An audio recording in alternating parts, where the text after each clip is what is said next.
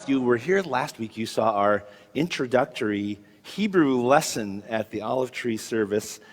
We are going to try to learn a little bit of Hebrew as we go. Some of you are very expert Hebrew scholars, and some of you don't know what those even shapes are supposed to look like or which direction to read them. So we're going to try to walk through that together. And our opening blessing, Hebrew prayer, is called the Barchu. So we are starting with that prayer. And last week we started with the word Barchu. And I hope you all can read it easily. But we're going to do a little review before we go on to the second word in the Barchu. All right? And by the way, even though we're learning the opening words to the Barchu, we don't say them, the worship leader says them, and we respond to them, but it's still good for us to understand what we're hearing, what we're reading, and how we're responding. So to begin with, let's look again at the word Barchu. I think we have slides. I didn't bring my clicker. There it is, Barchu. Do you all remember that? Now, you may not have been here last week, and that's why we're reviewing. And so we'll go through this quickly. Barchu is based on the Hebrew root barach, which means to bless. All right? And I'm tempted to make a joke from The Princess Bride, not to blev, but to bless. All right, nobody got that one. But what are we reading when we say barach or barchu? The first Hebrew letter is bet, and that sounds like B, as in boy. Can you all say b? That's the bet sound. The next Hebrew letter in the word barchu is the resh, which has a r sound, as in Ray. Okay, can we all say R? Great. You see that symbol? It's the R sound. The next Hebrew letter is Kaf, which has the sound of H, as in Bach. All right? Can you say H? Okay, good. You're good at that. Very good. And finally, the word Barchu ends with a vowel. It's actually a Hebrew letter Vav, but when you put the little dot in the middle, it sounds like ooh. And remember last week we said, pretend your hand's a dot and you're the Vav, and you go ooh. You hit that right in the middle, and you got ooh as an ufta. Can you all say ooh? So you put those sounds together, and you have Barchu. There's another vowel in the word Barchu, and it comes under the b, and it's a kamatz, which has the sound ah. So you see that little symbol under the letter, and it has the sound ah. Can you say ah? And so we also have under the resh what's called a shava.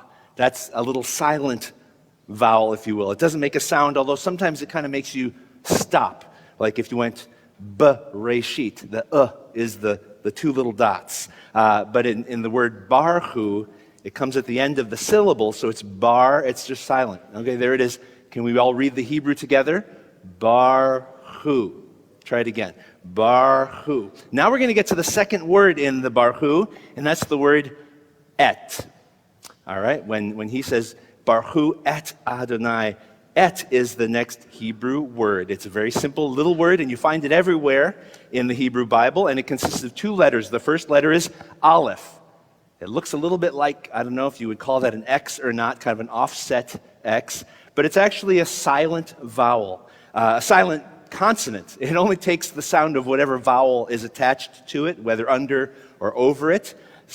So you see that vowel, and you won't make any sound unless you see the vowel around it, or unless you learn the Hebrew word and learn how to read them without vowels like they do in Israel. We're cheating a little bit. We're adding vowels. But this is the first Hebrew letter in the Hebrew alphabet, or aleph-bet. Okay, so aleph comes at the very beginning of the Hebrew alphabet, and that's the first letter of the word et. The second letter and the last letter is tav.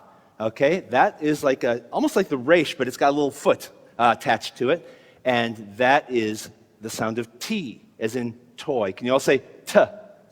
There you go. You know how to read tet. Tav. That's the tav vowel. Interestingly enough, that's the last letter in the Hebrew alphabet. So we just got the first and the last letter to make this little word called et. And by the way, there's a vowel in there as well. Let's look at that. It's called a segol.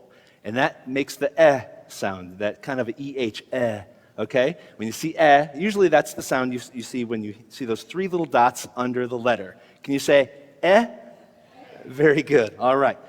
Now you made all the sounds of the word. Let's look at that word et one more time. What is the meaning of the word et?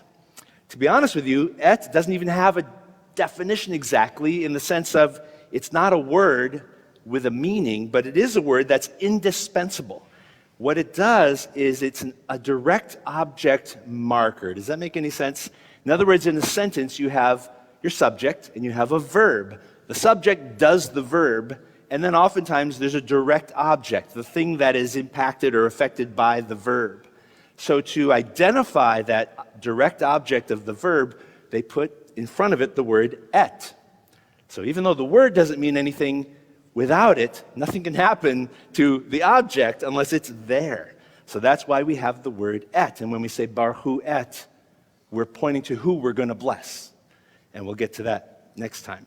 But the word et, I want to point out, is an amazing word because, again, without it, nothing could be affected by the verb. Isn't that incredible? It reminds me of the first verse of Genesis, Breshit. In fact, the first word of the first verse. I'll show you the verse. You don't have to learn how to read it yet, but I highlighted in yellow the word et because it says Breshit bara Elohim, which means in the beginning he made, that is God. Okay, so now we got the noun and the verb, kind of mixed up, but now we know what he made because it says et hashamayim, ve'et haaretz. That means he made the heavens and he made the earth. But you can't say the heavens or the earth until you say et. You have to go through the aleph and the tav to get to the creation of the heavens and the earth. Without et, without the aleph and the tav, nothing is created. Isn't that kind of incredible? It reminds me of the first opening verses from the book of John. In fact, I think we put it up here.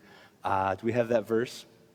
All things came into being through him, and apart from him, nothing came into being that has come into being. John 1:3. Who is the him?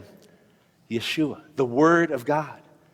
Actually, Yeshua, who is described as the aleph and the tav, the first and the last.